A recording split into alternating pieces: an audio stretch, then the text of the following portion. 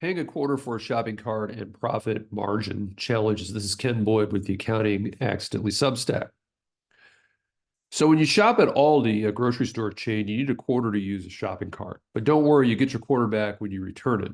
In fact, Amazon sells a nice Aldi quarter holder keychain, so you always remember to bring a quarter when you shop, which is nice. But what about grocery bags? Well, Aldi has a kind but firm message on their website. Here it is.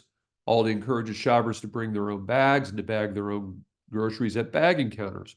Don't have a bag? No worries. You can always purchase, keyword purchase, our reusable or paper bags at great prices from the checkout counter. Don't forget to bring them on your next trip to Aldi. So they are not giving away grocery bags. You bring your own bags, you bag your own groceries. Now here's Aldi's justification for the shopping cart and grocery bag policy. Here at Aldi, our stores are designed with savings in mind. We have a unique way of doing things. In other words, I'm going to require some effort on your part, Mr. Customer, but we use these policies to keep our prices low. So what's Aldi's cost savings? No staff needed to move shopping carts. No staff needed to bag groceries at checkout. And these cost savings are important because every dollar in the grocery store business counts. Grocery store profit margins. The typical profit margin for a grocery store is only 1% to 3%. But the good news is grocery stores have loyal customers and repeat business. I've gone to the same two grocery stores for 20 years. I go to different ones depending on what I need, but it's the same two stores. Repeat customers also spend more. Business.com reports that repeat customers spend 60% more than new customers. And another stat, Adobe found that 7 in 10 shoppers consider themselves brand loyal after at least 3 purchases from the same brand. And why not? The benefit of going to 2 grocery stores, and only those 2, is that I know where everything is, and it saves me time. Well, you want to use Instacart instead? No problem.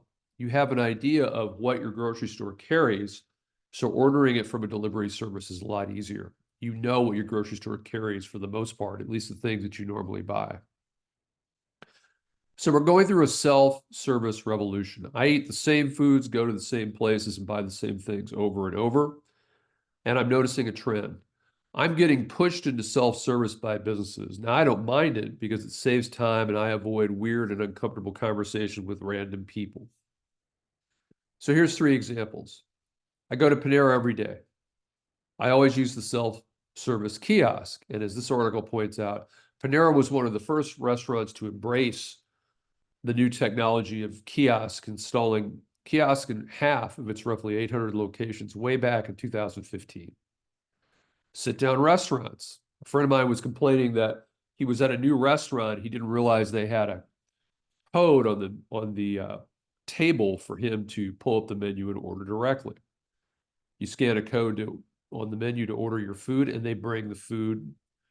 There's less interaction with servers, which means less labor costs, as we'll see later. And finally, sporting event concessions. We have St. Louis City, which is the MLS men's outdoor soccer team. They have a new facility. It's really nice. And they have self-service concessions where rather than go to a counter and order, you pick up food and drink out of refrigerators, you scan them, and you pay for them. One employee stands by the scanner to help you scan. The lines move much faster, and there's far fewer employees. Many people prefer using a kiosk, as I mentioned. Consider this restaurant industry stat. Customers were asked, what style of dine-in service do you prefer? The options were traditional service by a waiter or ordering and paying with a tableside tablet or mobile app. More than half, 52% of Gen Zers said they prefer the tablet or the mobile app.